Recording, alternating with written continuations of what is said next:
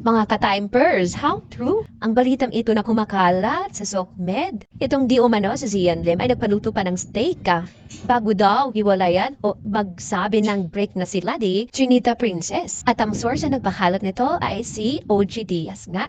At ang dahilan nga mismo ni Zian Lim dahil nga daw hindi gusto ng friends and family ni Kim Chu si Zian Lim.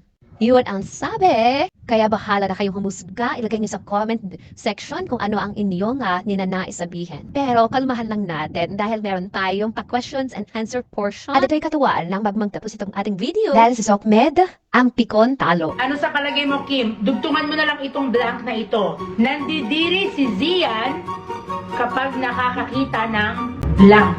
Ayaw niya ng cockroach tsaka maliliit na insekto. Ayun, tama. Ever since Ever before. since, di ba dati pa?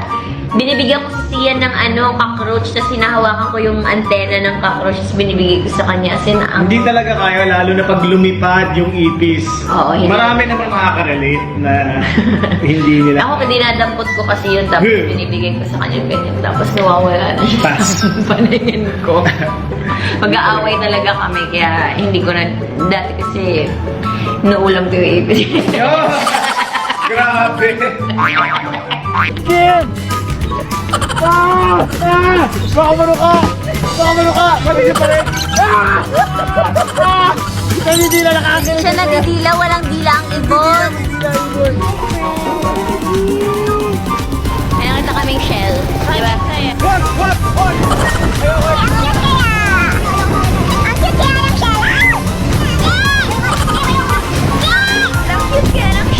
Apelido niya Shella.